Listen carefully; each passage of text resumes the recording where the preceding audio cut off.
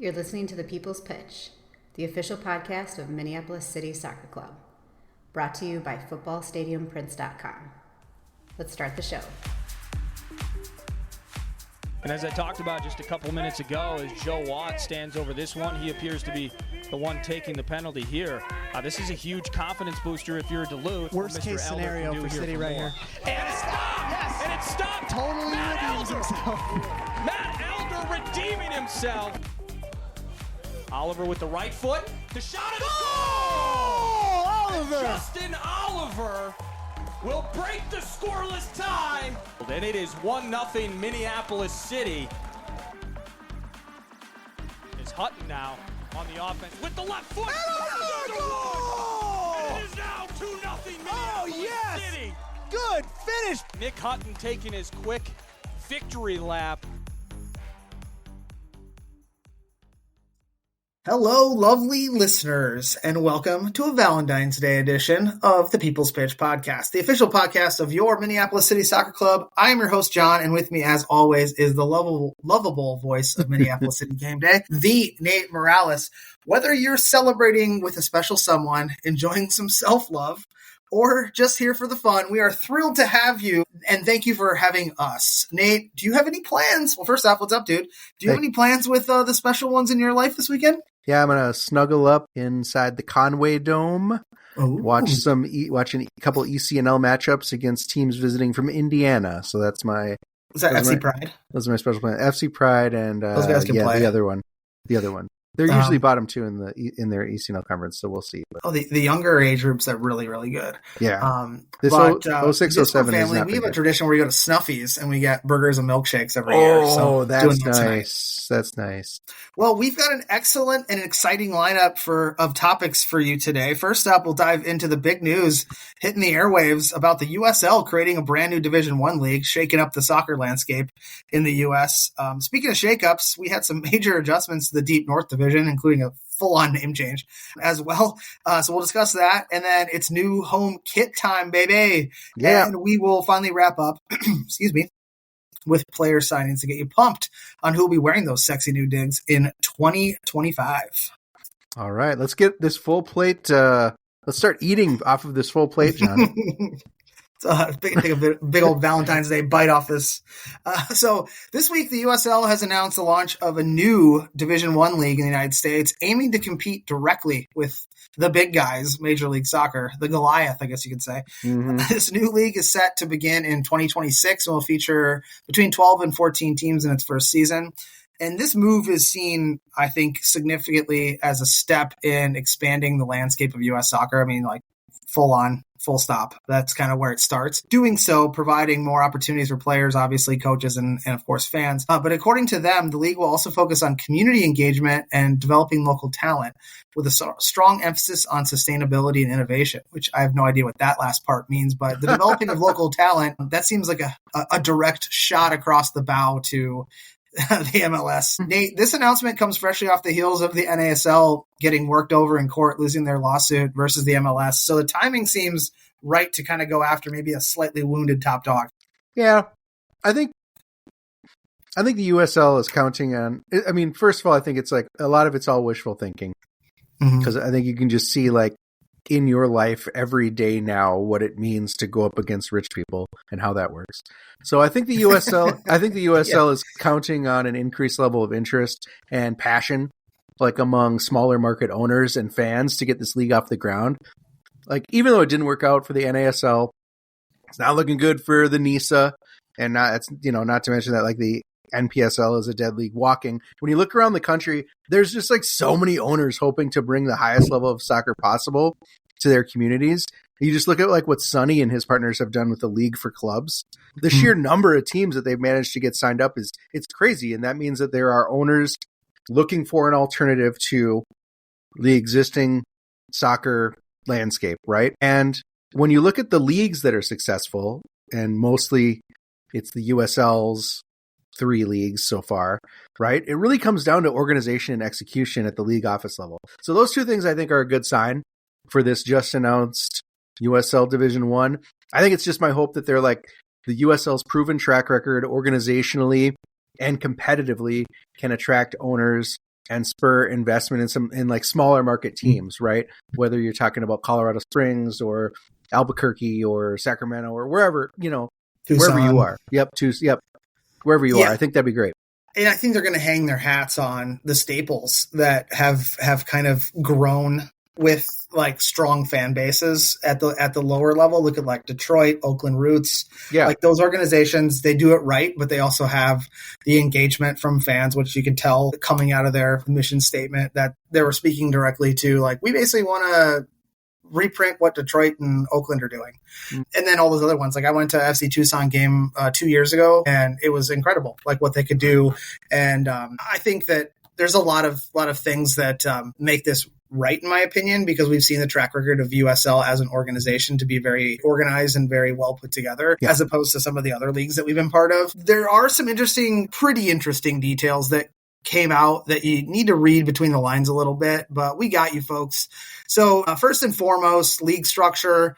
Like I mentioned earlier, 12 to 14 teams to start out. I think that's a healthy six East, 6 West Coast conference, maybe 7, maybe going up to 8 if they have the right level of interest. Community focus. The league aims to deepen its ties of bringing professional soccer to more markets, including them. And they specifically said mid-sized cities. Mm-hmm. So they didn't say like we're going to be hitting up Las Vegas. They were basically like, we're going to be in Des Moines. We're going to, kind of following maybe that like AAA baseball kind of thought process. The other one was pathway development, and I hit on that briefly. They plan to fully integrate pathway for clubs players across all 3 divisions of USL, supporting player and club progression. I think that's absolutely great. It does kind of, to go back to minor league baseball, it kind of goes into that where you have affiliates that the talent, comes in or starts out at one level and they are moved to the next step in the parent club structure and then ultimately into the first team. And I mean, you see that everywhere else but the United States. So apparently it works. And then obviously future prospects, like we talked about, that they're not only from a futures perspective, but also the prospects of adopting promotion relegation in the future, which I think obviously can't happen at the USL 2 level unless something drastically changes. There's been some talk about NCAA going pro, which I don't understand that one. What? But yeah, it's a talk that's out there that they'd pay players and it would be the first step in pre-professional soccer, but they'd get paid. But anyways, having pro rel, like that makes sense between maybe the first 3 divisions and then USL 2 being the true amateur arm, like the feeder level. And then you'd have your youth set up underneath that. But anyways, Nate, for me, this sounds fantastic, especially coming off of the domestic World Cup in 2026, where we know interest in the game is at an all-time high. If you look back to 1994, when 2 years post that World Cup, what was launched? Major League Soccer. So I think timing from that lawsuit, timing from the impending World Cup being in North America, I think it's the right time. Yeah, that's exactly what I was thinking. And I'm sure it's what the people at the USL were thinking as well. I'm looking at the Athletic, John. It sounds like first season is hoping to be 27-8. So It'll be kind of like, once the World Cup wraps, they'll probably hit the marketing fully launch it push. And play a year later. Yep, really hard, start to sell some tickets, that sort of thing. So I think it's just really good timing. They're going to ride that wave, and hopefully it comes down to, John, will they get the teams to participate? What does that buy-in look like financially? Like, who will be able to participate? And like you said, like if they're going to participate if they need to be sanctioned by the U.S. Soccer Federation, there is kind of a barrier there, right? You got to have a stadium with 15,000 seats. You got to make sure you have financial viability. So I'm interested to see, I feel like this might be a push from the Detroits, from the Oaklands, from some of these top teams that jumped from NISA or NASL into the USL Championship, that they really do want more. And hopefully hopefully USL can support it. Well, especially too, like if you are going to have a development arm from a youth perspective, like is it absorbing the ECNL? Is it your own thing? Is it because the USL Academy right now is pretty thin? So if you're truly going to go in on a player pathway, you need to have that figured out too. So it's going to take some time. Yep. Well, next up, John, we have some big news from USL League 2. If you haven't seen yet, the league has realigned its conferences for the 2025 season. They've said goodbye to the Deep North Division, where we played last year, and we will be moving over to the Heartland Division, which brings a whole new set of teams to compete against, which is great, I think. Unfortunately, that means we're going to be missing Thunder Bay Chill. They've gone on hiatus, lining up behind, it was FC Manitoba that went out of business last year. So we beat them out of business, though. Yeah, we did. So that's you could say we beat the Chill out of business too, actually. Yeah, actually, 2 for 2. See it, Canada. Yeah, we'll put you down. But sadly, also, John, you're going to see there's no more Bavarians. They've moved their programming focus back to the State League, the Midwest Premier League, and of course the UPSL. So bummer there to lose out on a couple teams that we're familiar with, but I'm interested to see who's coming up on the horizon. For me, the first gut punch is no longer having the Bavarians in the league. Obviously for personal reasons, because I believe they're such an important member for me personally, but also like for the league. The away day experience was awesome. Mm-hmm. How many times we make that trip, and it was awesome. And then obviously quality on the field that they put out there, as well as Thunder Bay. Thunder Bay was always competitive, really nice people. But with Thunder Bay, the news of Thunder Bay going on hiatus, I thought that one was kind of shocking, seeing how strong that they were as a team, and they've been in this league like year in and year out for so long. But at least we don't have to use passports to go play them, which that's a big plus. Yeah. Hey, do you think that this just struck me? Like, do you think that they had kind of got wind that Deep North was going away, as it were, or as it was, and that they'd have to start making trips to Chicago, and that was just like too prohibitive? Maybe. I mean, if you think about it, we could have easily picked up one team closer to the Wisconsin border, like closer to Racine, and that could have replaced the Bavarians. And then that's the furthest south that they would go. And then the furthest north that team would go would obviously be, they'd hit us, they'd hit St. Croix, and then they'd hit Canada, as the trips kind of are clustered together. So I don't know, maybe. It's a good point. Maybe. Well, there's some definite pluses and minuses to the new conference alignment. But I want to talk about what's changed and what's stayed the same before we get into what those pros and cons might be. First of all, if you haven't figured it out contextually, staying with us this year, moving with us over to the Heartland Division is St. Croix and, of course, RKC, since they're aligned geographically very close to where a lot of those teams are going to be, and Rochester FC. And, John, I'm going to say that like RKC has kind of leapfrogged Thunder Bay as the Des Moines Menace replacement in this conference. For sure. And, obviously that's mostly due to their ability to board top talent for the summer. Really, really good players. They had a great crop of players this last summer. Some of those went on to be drafted in the MLS draft. So RKC's got that figured out. And I think that early on, they're my favorites to win the Heartland. It's early times, Nate. Early times, but there are 3 teams that are new to the mix this year, and I guess these are teams that are holdovers from the old Heartland. So to be clear, the Deep North is going away, and RKC, Minneapolis City, St. Croix, and Rochester are joining the Heartland. So you've got, starting from the bottom up, you've got the Chicago Dutch Lions, who are located obviously in Chicago. Last year they had 0 wins, 0 draws, so they just went 12 losses. They scored 5 goals all season, gave up 53, racking up 0 points. That's going to be a fun trip, hopefully. Hopefully. Listen to this. Above them on the table is Sueño FC. They're based out of Joliet, Illinois. Sueño, of course, Spanish for dream. So it is the Dream Football Club. Yep. They last year had 3 wins, 1 draw, and 8 losses, 22 goals for, 34 against, 10 total points. And then closer to the top of the table, I think they finished in 3rd place, were Riverlight FC. They're based out of Aurora, Illinois. They've got both a men's and a women's side, so they've got a pretty good organization there in Aurora. They finished last season with 7 wins, 3 draws, and 2 losses with 26 goals for. Really nice defensive record of 20 goals against, 24 total points. So these were teams that were playing against Peoria and Des Moines last year. So it's understandable that like Dutch Lions, Sueño didn't do so well. We've been there. We get it. Those teams are very, very good. But now without them, it's a matter of like who's going to fill that void and how's the competition going to shake out for this coming season. We'll see. Did we play Riverlight in the E Cup? We did not. But they were in it, though, right? That's where I've heard of them probably. before? Yeah, probably. Well, we've been part of realignment before in leagues.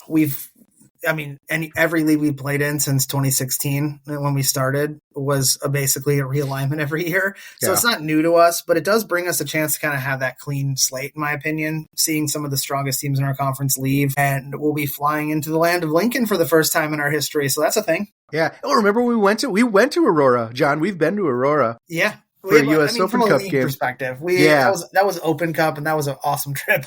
Yeah, it was. We saw Alanis Morissette's car. Yeah, we did. I coached the team. You did. It was cold and rainy. It was still a fun trip. That was a good time. All right. Up next, John, we got to talk about. So now we know kind of the division and the teams that Minneapolis City will find themselves in. Let's talk about the kits that Minneapolis City will find themselves in. And as you know, kit voting has been. I think it's complete, right? Voting is over. And now we're just waiting. Now we're just waiting for the results. So Minneapolis City unveiled 5 kit options to its members for voting, and it's all about the new home kit, right? So we've got our away kit that we're keeping, which is that black kit with the pink feathers, and now we're switching up the home kit to do something a little different. And we've got 5 options, John. We'll talk about them really quickly. You and I can talk about our favorites, and then we'll make our predictions. So first up is the Crowagami kit, well named, by the way, if I do say so. Yeah, that was me. I'm not just going to throw that out there. That was me. That was my only contribution to this whole thing. Very cool pattern of origami crows with some black, basically made of black with some pink accents. Collar. Yep, got a nice black collar, black sleeves, all black shorts. Very clean. Very good for a home showing, and the crows also appear on the numbers in that same way, which is really cool. And the socks too, which was really cool. That one for me, Nate, just real quickly, so we can get through all of them here. That one, regardless of whether it wins or not, is definitely something that you could see as being like a coach's collection, in my opinion. Oh yeah. Yeah, you're right. It almost looks like a golf shirt. You could wear it on the golf course. You could wear it on the sidelines. You could wear it, in the stands. Just make it, and people will wear it. I think so. Dan. One of those things. Just make it. Just make it. Yeah. Option number 2, John, they're calling Iron Wings, and it is a very familiar pattern of the black crow feathers that are just on the shoulders with a clean white torso. Mm-hmm. And then it's no collar and black shorts, the feather sleeves basically, and that's it. So very basic, very clean, but people fucking love birds. They love putting feathers. People love voting for kits with feathers on them, I'll tell you what. They do. And this one, I had pushed when I saw these as concepts, I had pushed to have the full back of the jersey be like the bird feathers. Mm-hmm. So like when you go by somebody, it looks like you're flying past them. Mm-hmm. But I lost out on that, and we got sleeve wings, which is totally fine. Totally fine. I mean, it's pretty similar to what we've done. I'm looking up our futures. The futures, but I'm also looking up, was it 2 years ago? When you think about... We had the one side. Yep, 2 years ago, we just basically had the one side, and that looked really good as a Pride kit. Once you added some color. Yeah, and I think we had a gold version of that too. Yep, that was our anniversary jersey. I have the long sleeve of that as well. Yeah, very, very nice. But I think for me, this is just too similar to what we've already done, and I like the prospect of mixing it up. And so that's why I like number 3. Number 3, the team is calling Città di Corsa, which is probably some translation from City of Crows. And it's another really clean option, but it's just 3 stripes that look kind of like an abstract crow in flight. 3 different colors that line up with the city's palette. We've got our blue that shows up every once in a while, but then of course the classic city pink and black. So really cool. Can look like, you can think it looks like a beak or a bird face or just a bird flying. Really cool across the chest. And then it just wraps around, and then again it's all clean and white with black numbers, black shorts. Yeah. I'm just gonna go to the predictions or our likes, and this one's my favorite. By far. It takes you back to 94 Germany. Yeah. I really like it. And I'll just full stop there. Yep. I'm going to claim responsibility for this one. Okay, do it. Mm-hmm. All right. Number 4, I love it. I love when the club does something different. So the 4th kit is called Master Zapper. And this is like a little bit of an abstract. We brought the Lightning back for a couple of kits, which I love. A couple of years ago, if you remember, we had full-on Lightning. Full-on Lightning Bolt. It was like Bowie, very David Bowie-esque when you think about that color scheme. A little, offset lightning bolts down the front. Looked very retro. I'm glad we're bringing the Lightning back. In this case, it is 1, 2, 3, 4, 5. Multiple lightning bolts shoot, like emanating from, I guess you could say, or striking into their point, hitting the Minneapolis City logo on the chest. And it is it's the nice City of Lakes logo. It's the retro logo, as we could say. Mm-hmm. The one that's in kind of cursive, which I like. And the lightning bolts are just made out of like gray dots. So it's all pixelated lightning bolts, and it is front and back. So it's not just a clean white kit. And the numbers are pink, which is always cool to have some numbers that stand out to observers on the field. And in the booth. And in the booth. That's very helpful. So that's the Master Zapper. I like that one. But if we're going Lightning, I like number 5 a lot. I don't know what it's called because it's called number 5. Somebody didn't post the title. Somebody on Instagram didn't post the title slide in the carousel, so we just see it. But it's very cool. Yep, it's just number 5, and it is a lightning pattern where the lightning bolts just jaggedly go kind of in just up and up from the lower right over the left shoulder, and it's just lines of lightning. But then each I guess you could say stroke of lightning or part of lightning is shaded in with some pink. Right, so it's very cool, and there's like almost multiple ways to look at it, and you see lightning no matter what everywhere. Mm-hmm. So I like this one a lot. Really striking pattern, simple colors of a lighter pink and black. Looks great with Shell's logo on there. Yeah, it looks great with the Shell's logo, and again using our Minneapolis City retro logo on the chest and shorts. So a couple of really good options using our classic logo. Couple good there's one for option 1 and option 2 use our standard logo. Otherwise, everything else uses our Minneapolis City retro City of Lakes logo, which I like.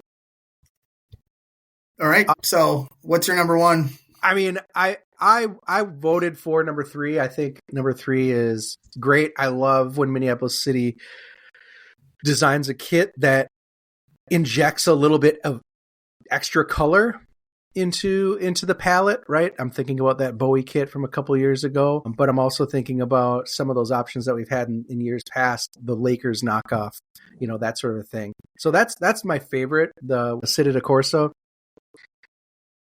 Yeah, mine too. Yeah, you said it too. Yours too? Yeah. I mean, but John, I'm going to predict that the Iron Wings wins. See, I don't think so. I think the Iron Wings going to be number 4. Always win. You think so? I think number 4 with the pixelated lightning bolts is going to win. Okay. All right. I mean, and I don't have any inside info. I challenge the members to surprise me. But so far, John, we've been working with this club for almost 10 years. And anytime there's a fucking feather on something, it's going to win. I think because we already had the pattern in some capacity. I like how clean the jersey looks, but it's also the Futures Winter League jerseys, that same design, but different colorways. So I think it's been done. I think it's been done. I think I like the Kurogami. I really do. But I think that people are going to just be like, it looks too much like a golf shirt. It's got a very preppy look to it. It does. With the collar and with the design. Looks like some kind of like loudmouth golf equipment manufacturer or like golf apparel manufacturer. Yeah. Something John Daly would wear on the golf course if he were a Pros fan. So I don't think that one's going to win, but like I said, that'd be great for a coach's collection. I think we need a Chubby's collaboration with Kurogami. That would be tight. Yeah, exactly. But anyways, I think they're all great options. If I were someone from 16 to 30 years old and can play soccer at a high level from Minneapolis or the surrounding area, I'd wear any of these. All right. That's what you want. Finally, John, speaking of players 16 to 30 years old, it's that time of year again. And it's time to start getting excited because you may have seen the words pending league and federation approval on the social media. And you know what that means. player signings. So we love our first chance to talk about who the fans are going to be seeing fly with the murder. And since this year we've got a full off season with our coaching staff, with Justin Oliver, with Tudor Flintham, with Casey Holm now building that roster, we get the feeling that the roster is going to have a little different look than that of the previous regime. I'll say, John, just in my personal conversations with Tudor, as I see him around town, they've pretty much got this thing locked. Yeah, they figured it out. They know who they need. They've got the guys scouted already. It's just a matter of player outreach. Casey's got to seal the deal on some guys. They are very excited for the players that they've got coming in this year. So I'm excited to see who some of them are, and get just this first sneak peek is very interesting to me. Mm-hmm. Yeah, and before we dive in, I'll say, I've been directly part of roster building in this club for years. And there's two different ways to go about it. There's one way where it's I'll coach the players I have, or I'll coach the players I'll get. And then I'll figure out what works best with them, considering we have some of the restrictions as far as geographical location and our mission statement. And then there's the other way to look at it, where it's full on collaboration.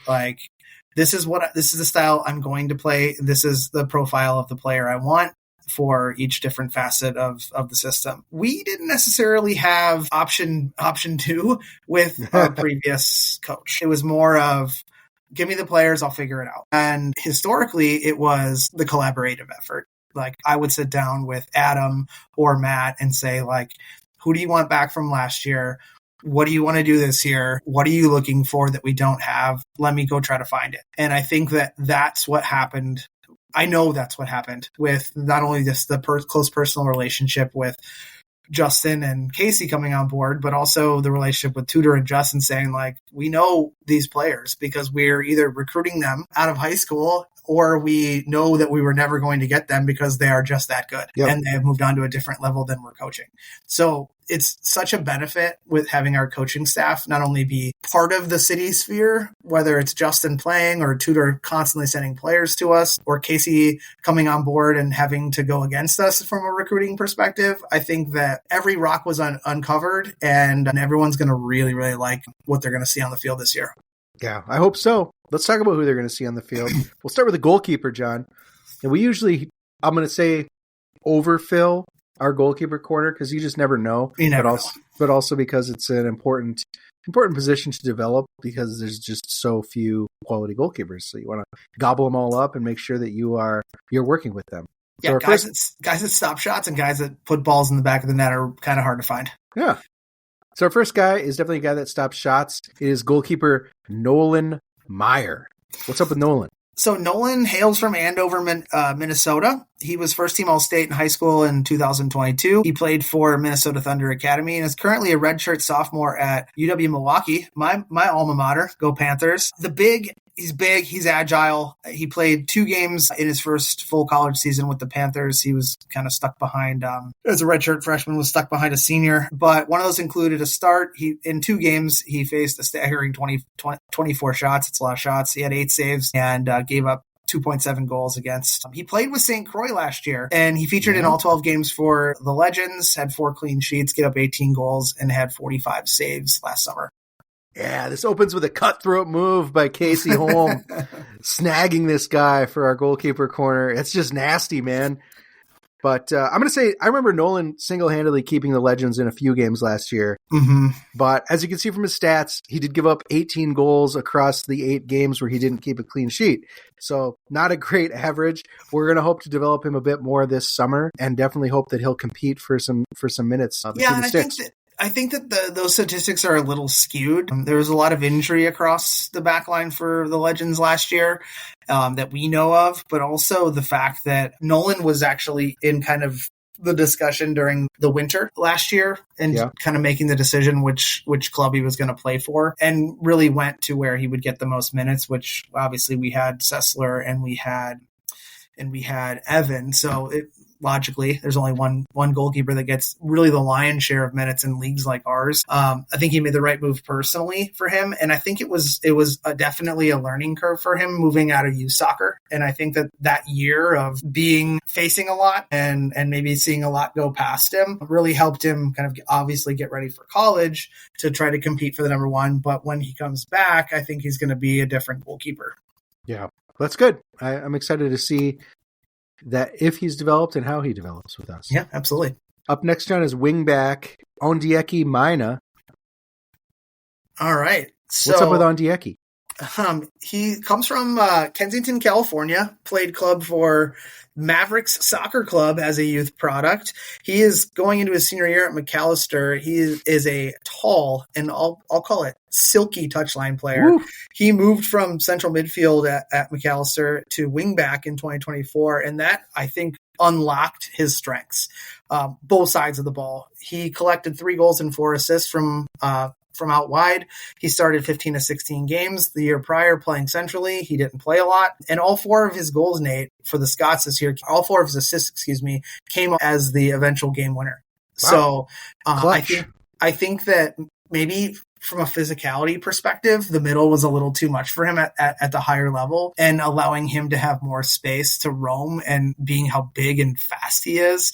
I think that was a really great move by Coach Olsen to move him out wide. And if we know one thing in Coach Oliver's system, he needs that wing back to be able to get up and not only apply higher pressure from a defensive standpoint, but he needs them to get involved in the offense. So I think this is a pickup that directly adds to depth at the wing back. Yeah, I saw Mina play for McAllister this fall. He's big, like you said, he's fast. And if he can get forward into the box, he can be super dangerous, whether it means finding guys with cutback passes in front of the net or driving to goal himself if he's left kind of all alone out there, if he's not picked up. He can definitely be dangerous. So it'll be interesting. I love getting new players, John. I love seeing how they fit in. Absolutely. And especially ones that that have been identified by the coaches early in the preseason as targets. So very cool. Like, I've always been one, when you're evaluating talent, that a former central midfield player has very, very good upsides, 2 specific upsides when they play defensively on the outsides. One, you could look at like just rock solid, like never quit attitude, like a Charlie Adams. Yeah. Or you look at someone who has the mindset of a midfielder that can go to goal, but they maybe have more speed and it's not utilized in the middle because there's not a lot of room for speed coming through the middle. And I think this is that case. Nice. Well, up next, John, a returning player. It's the winger / central midfielder. Morgan Olsen is back.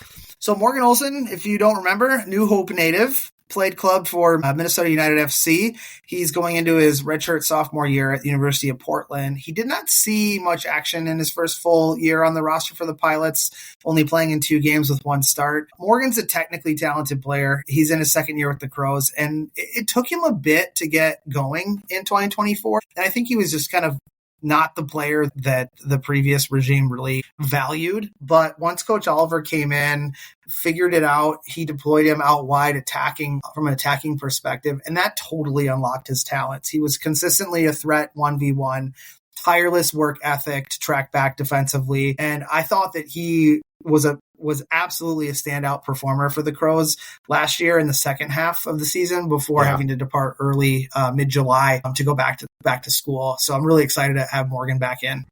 Yeah, 100% on that, John. Morgan's one of those players last year that feels like kind of came out of nowhere in the middle of the season. And like you said, he's really got an engine on him, and it feels like he left for school right when he was heating up. So he was just clicking, and I'm like, damn it, stay. So it's going to be good to have him back, and excited for him and his fellow pilot who is up next, and that is striker, attacking midfielder, Joe Highfield. Yeah, the last player that we're going to feature today from Plymouth, Minnesota, played club soccer for Minnesota Thunder Academy. Also in his redshirt sophomore year at the University of Portland. He featured in all 18 games with 10 starts for the Pilots. And much like we saw with Morgan with us last year, I think Joe kind of falls in the same bucket, including at school. It took him a little bit to get going in his first full college season, but once it clicked for him, he went on an absolute heater. In the final 8 games of the season, he had 7 goals and 3 assists, and single-handedly was like the attack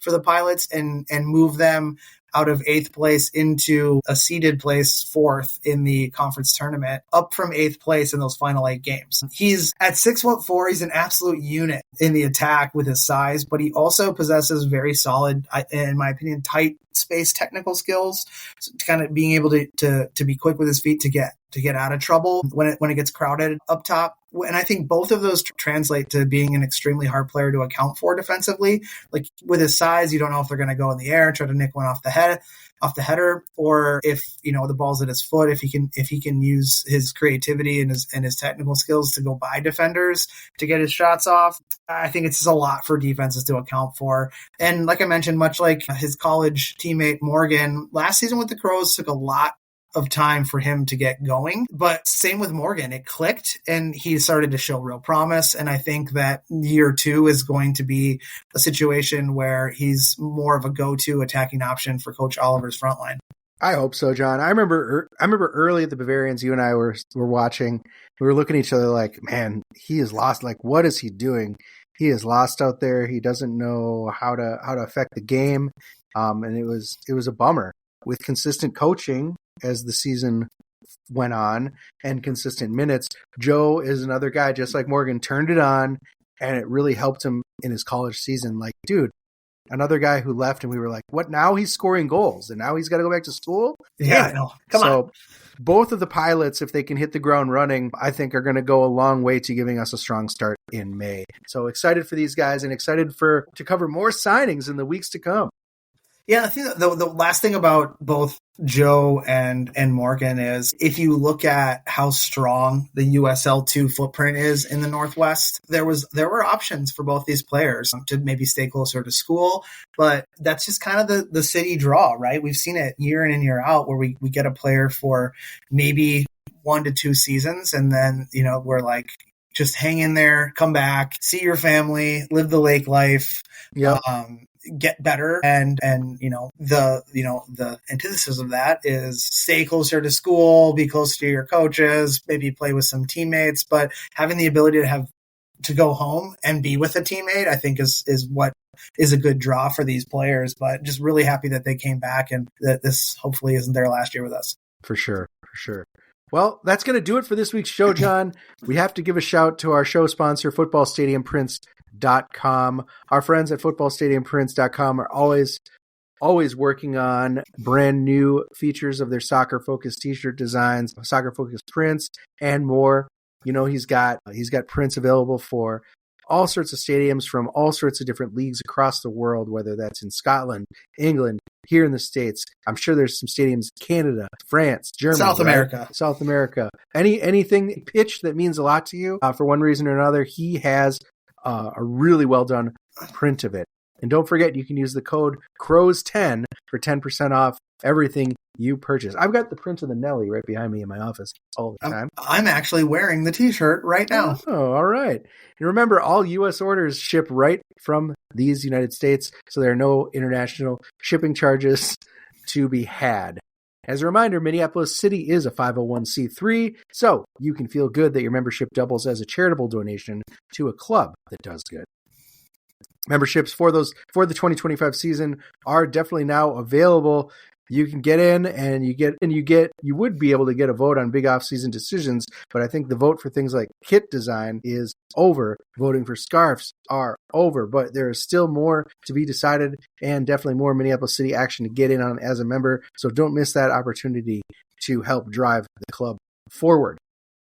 John and I know that you have thoughts. Let us know what you want to cover this off season, who you want us to interview, etc. We've got a couple ideas, but if there's anyone in particular, let us know. You can connect with us on Instagram at People's Pitch Podcast, and of course, we're still on X, basically as a courtesy, just for people that still use that. And you can even email us if you have any questions or topics you want covered on the show. You can email us at mcscpodcast@gmail.com. Of course, you can always connect to the club at MPLS City SC across all of your favorite social media outlets. But hit us up first so we can get some content. And that's all for this week. I'm Nate. That was John. We'll be back next time with some interviews. And so we don't spoil things, just got to be eagerly waiting because there's some front office and some sideline staff on the way. Till next time. Guffed. Be hoofed.